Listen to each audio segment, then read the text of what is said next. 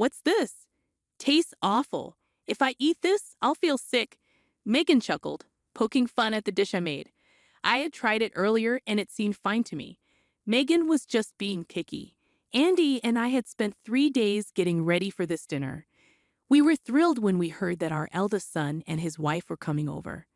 Looking back, Andy and I felt silly for getting our hopes up. Megan's rude behavior and Benny just going along with her wore us out. We felt distant from them. Keeping a relationship with Megan felt impossible. Maybe we need to set some clear rules with her before I talk to Megan about it. Andy reached for the dish. I'm Katie, a 70-something homemaker living with Andy.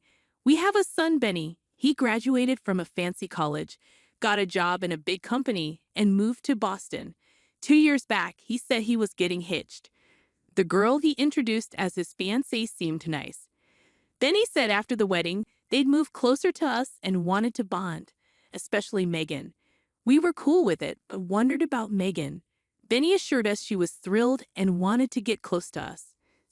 So we were on board with their plan.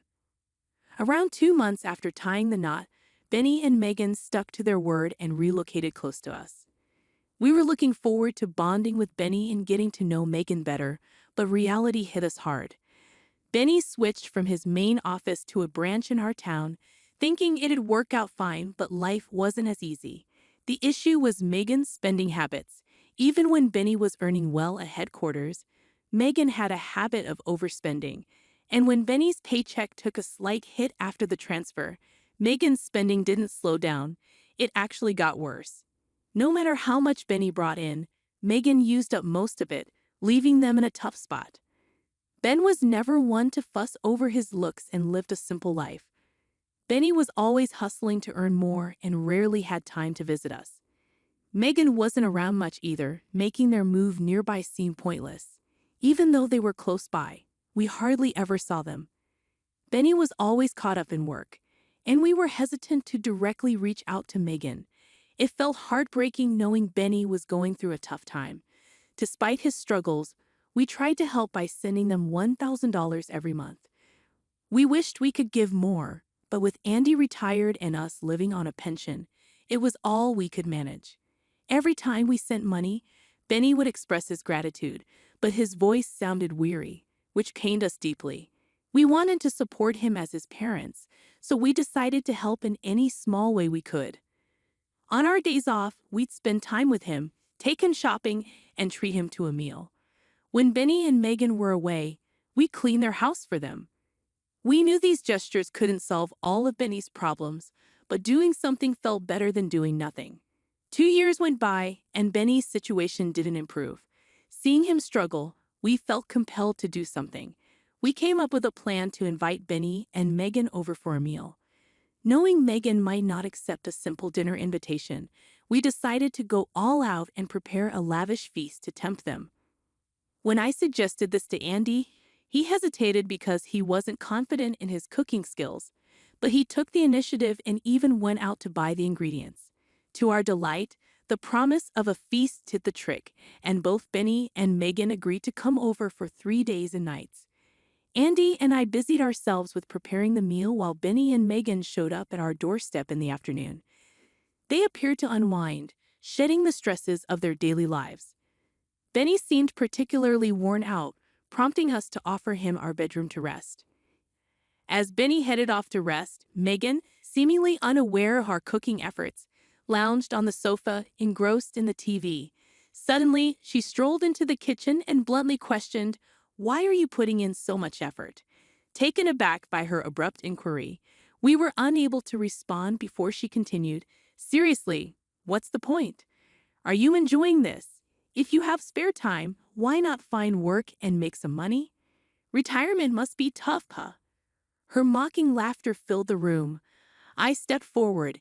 "Isn't it impolite to speak like that when you're invited for a meal? Where's your respect for your in-laws? A little decency wouldn't hurt." Megan's face flushed red. "Are you trying to pick a fight with me? Do you think your words don't sting?" I had no intention of starting a confrontation. I simply wanted her to exhibit basic manners. However, seeing her twist my words and become defensive left me speechless.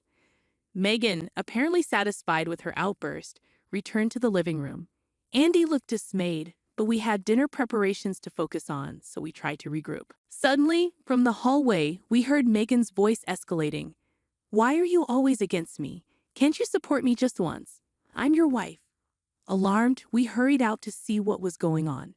Megan stood by the bedroom door, and Benny, who should have been resting, was there too. "Why won't you stand by me? Why are you siding with your parents?" Megan shouted, clutching Benny's shirt. Sensing the situation spiraling out of control, we intervened. "Let's calm down. What's happening here?" Andy held Megan back, while I approached Benny to understand what was going on. Weary, Benny recounted what had occurred. He had been trying to get some rest in the bedroom after a long day at work, but was startled awake by a slamming door. Upon investigating, he found Megan in a state of fury. She vented about feeling harassed and labeled me as the problem. Benny was bewildered and overwhelmed. In her heightened emotions, Megan misinterpreted Benny's silence as taking our side, and she began questioning his loyalty as her husband. Benny, still groggy from sleep, struggled to comprehend the situation and felt powerless. Megan's anger only escalated upon seeing Benny's confusion, leaving him caught in the middle and visibly drained. I confronted Megan, saying, "It's not okay to wake up and yell at your exhausted husband. Do you understand how strange you're acting?" Megan, perhaps feeling trapped, mumbled a half-hearted apology, but her eyes showed no remorse. Despite the tension, we gathered around the table for dinner. We had prepared ribeye steaks and fresh seafood from the local market, trying to offer the best. Benny seemed to appreciate it, but Megan, glancing at the spread, made a sarcastic remark. "Just because you serve this doesn't mean I'll overlook the harassment." It was disheartening to hear after all our efforts. Benny tried to lighten the mood with different topics, but Megan shut down each attempt with icy comments. I told her, "You need to change your attitude," but she simply ignored me. The TV was off, so I knew she heard me. Honestly, I felt dejected realizing that she deliberately ignored me. Feeling discouraged, Andy tried to comfort me. We managed to say grace before the meal, but after Megan tasted the dish, she exclaimed, "What's this disgusting mess? I'll get sick from eating this." She laughed mockingly, leaving me speechless at her cruelty. But she didn't stop there. "You're deliberately trying to make me sick with this food, aren't you? Going to such extremes just to torment me. You're truly wicked, mother-in-law." Her words dripped with disdain, causing my hands to tremble with anger. Why must we endure this? How can Megan treat others so cruelly? Seeing Benny so exhausted, why doesn't she feel any inclination to help? Why does she brush off our kindness? I had so much I wanted to express to Megan, but the right words eluded me. However, I couldn't let her behavior continue unchecked. Sensing my frustration, Andy reached for his plate. I've remained silent until now, but I've reached my limit. Andy's usually calm demeanor transformed into something intimidating when he was angry. It had been a long time since I'd seen him so upset. With his anger still simmering, Andy declared, "I'm severing ties with you. Leave immediately." Andy's voice boomed as he confronted Megan. Even Megan appeared startled, her face paling. "What's this, father-in-law? How could you say such things to your daughter-in-law? Do you find joy in causing trouble? I never imagined you, father-in-law, would stoop so low," she shot back, tears welling in her eyes. But despite Megan's protests, Andy stood firm. "I don't care if you call it harassment. I can't consider you family anymore. Leave." Andy's words made Megan realize the severity of the situation. "Fine, I'll go. From now on, I want nothing to do with you or mother-in-law. You'll regret this," she declared, packing her belongings and departing. I asked Benny if he wanted to go after her, but he seemed resigned. "It doesn't matter," he muttered, focusing on his meal. So we opted to let her go, fearing another confrontation if Benny followed her home. We decided he would stay the night. Benny appeared relieved, preferring not to face Megan at that moment. For the first time in ages, we enjoyed some genuine family time. We swapped stories, aired grievances about Megan, and even camped out in the living room, reminiscing about old times. The cramped couch reminded me how much Benny had grown. However, our peace was short-lived. The next morning, the doorbell rang, jolting us awake. As anticipated, it was Megan. Scanning the room, I confirmed it was indeed Megan at the door. As Benny, Andy, and I debated our next move, the door was pounded loudly. "Mother-in-law, I know you're in there. Where's Benny?" "He's here, isn't he? Let him out." Megan's words filled me with dread. Handing Benny over to her now could only make things worse.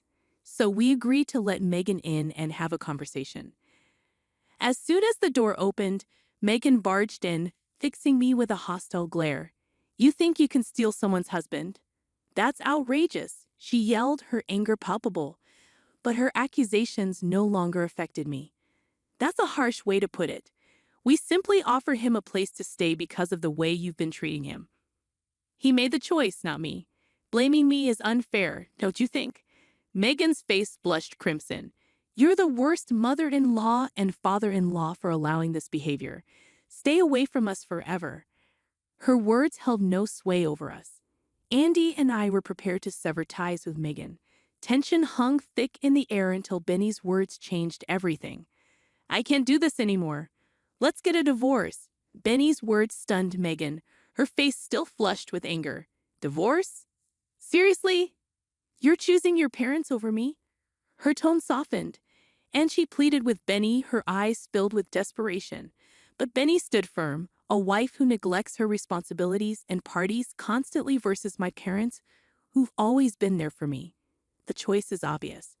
Megan, still unconvinced, argued, "They're just manipulating you. Once they have you, they'll abandon you too." Faceless accusations. We never abandoned Benny, but Megan, eager to portray us as villains, hysterically shouted, "You're trying to take Benny away from me. Do you hate me that much?" At this point, it was unclear how to calm her down. Then, unexpectedly, Benny slapped Megan across the face. The room fell silent, shocked. Megan struggled to comprehend what had just happened.